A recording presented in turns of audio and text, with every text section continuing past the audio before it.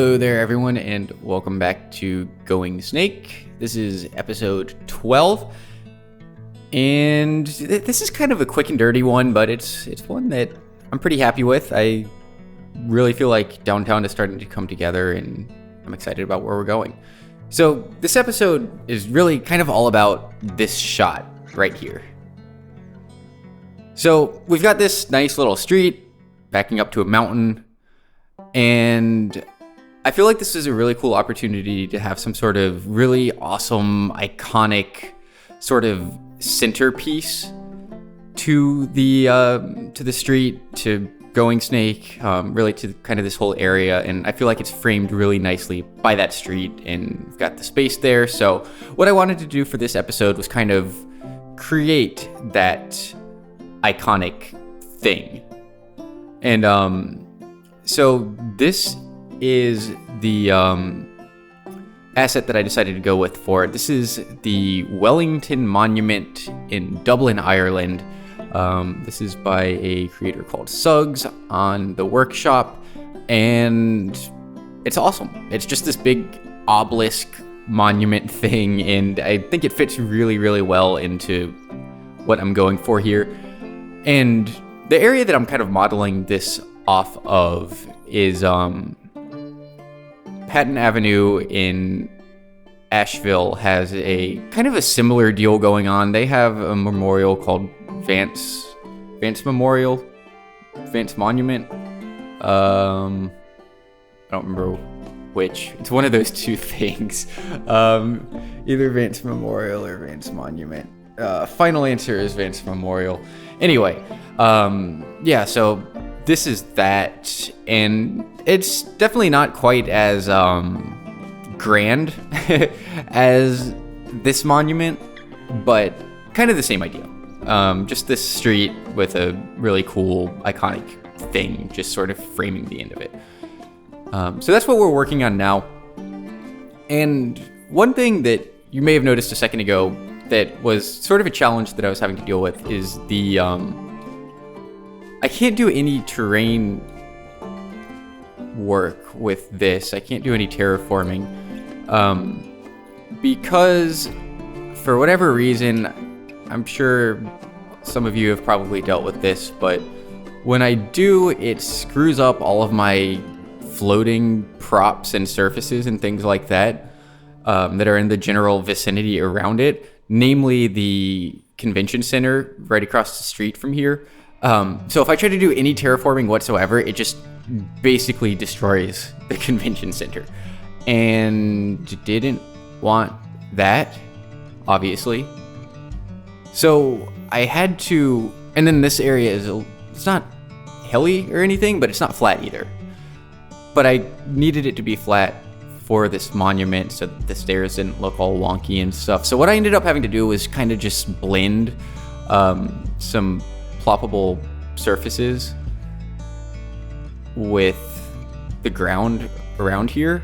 So you've got these floating ploppable surfaces, and then I kind of blended them in just with the little concrete brush or whatever it's called. It's been a little while since I've recorded all this footage and played City Skylines. It's been a busy couple of weeks. I actually recorded all of this footage before Christmas, and here we are, it's like late January, and I'm finally doing the commentary for it. Anyway, though, so this build is basically ploppable surfaces with a memorial on top of it blended into the ground around it. And then I built some fences around it just to kind of segment things off a little bit. And then I built these little like edges. You saw a second ago that I did just these little holes that I turned into procedural objects so I could kind of resize them. But yeah, that's the memorial, and now we're just kind of filling in some of the space around it. I wanted to do like a little park area just beside it, just to kind of fill it in and break up some of the urban sprawl around it a little bit, because this area was getting not crazy dense or anything, like relative to Chicago or something, but for what this city is, it was getting pretty dense.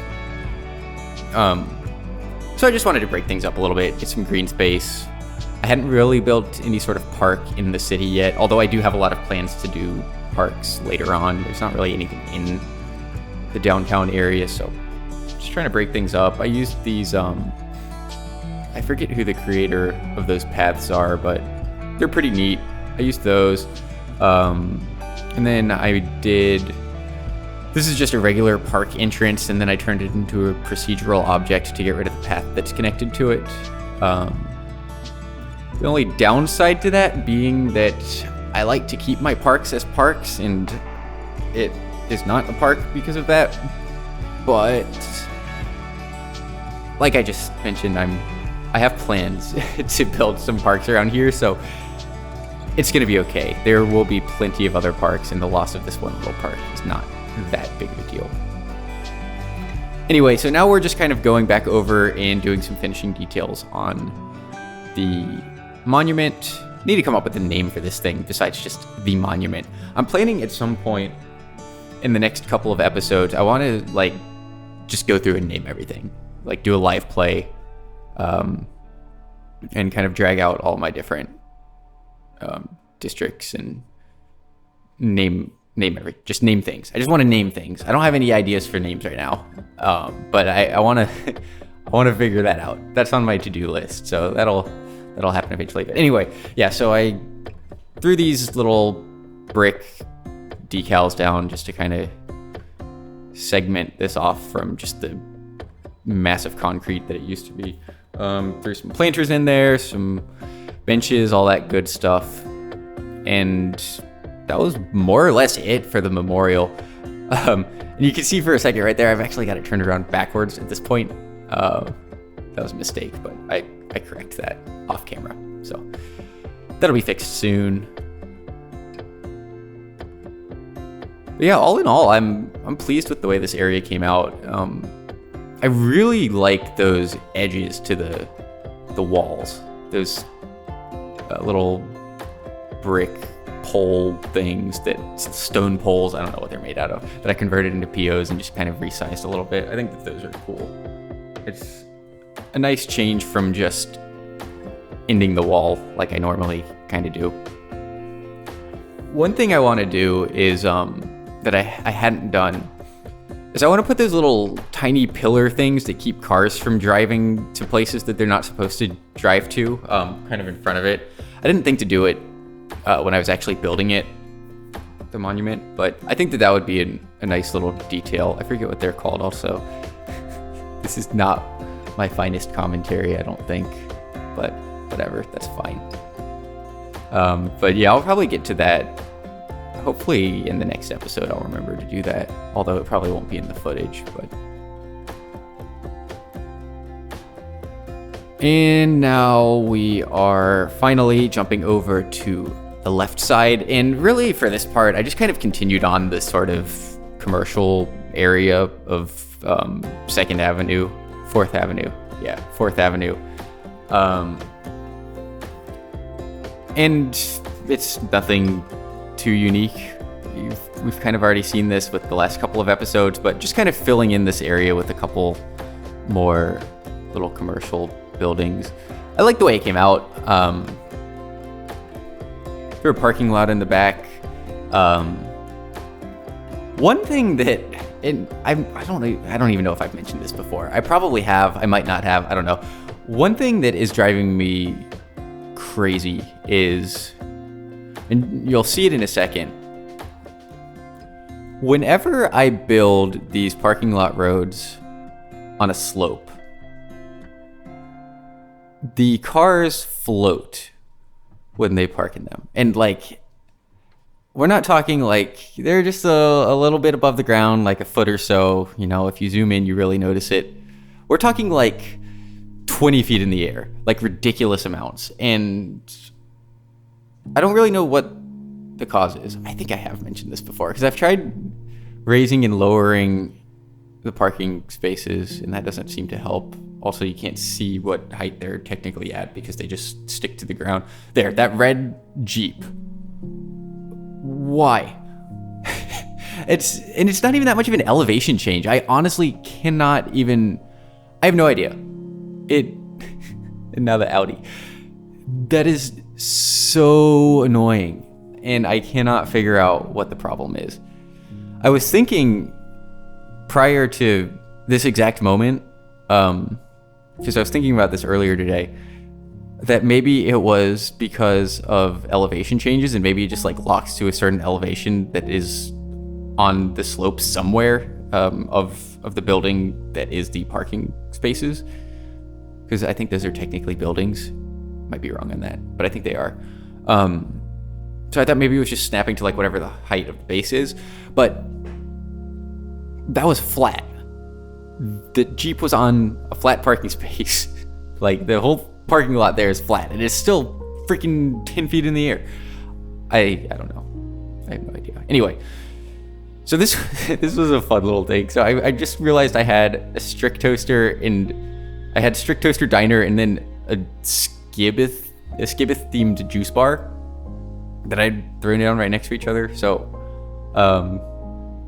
another one of my favorite City Skylines creators is $2.20. So I don't know. I just put that little. It's dumb. I'll probably delete it. Actually, I'll probably just forget about it and not do anything with it. But I put that dumb little sign saying future home of something $2.20 or Flux Trans related.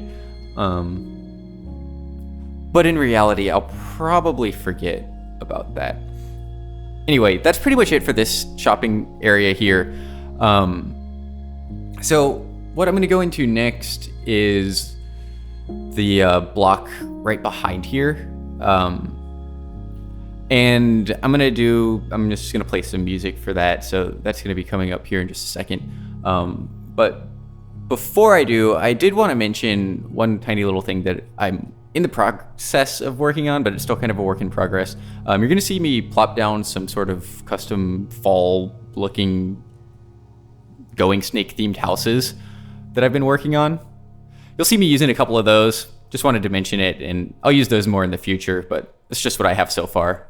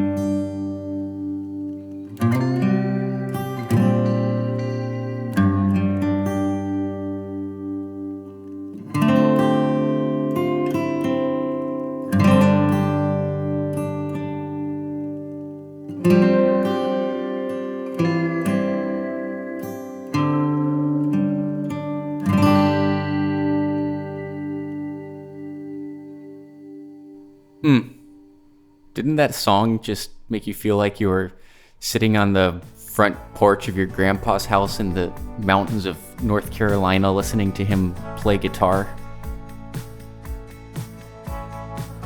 Yeah, I don't know. Epidemic Sound is great. There's some good stuff on there. All right, well, yeah, that's pretty much it for this episode. We're just wrapping up now. Just doing a couple of little housekeeping things, fixing up these wonky dark spots that appear at all the intersections that have road types that don't really agree with each other. Just doing a little bit of extra landscaping. I'm really falling into the procedural objects rabbit hole lately. I think it's only going to continue to get worse. I'm finding out how incredibly useful they are. I can make anything fit anywhere. It's sick. But yeah, so that's kind of it for this episode. Just gotta slap down some more planters and then the before and after. This is a pretty straightforward one. Just got this one little area knocked out. Next episode I think is going to be a pretty big one. So this was a small one, but you've got a big one to look forward to coming up here. Hopefully before too much longer. I'm working on it now. We'll see when I actually get it done though. But yeah, until then, thanks for watching.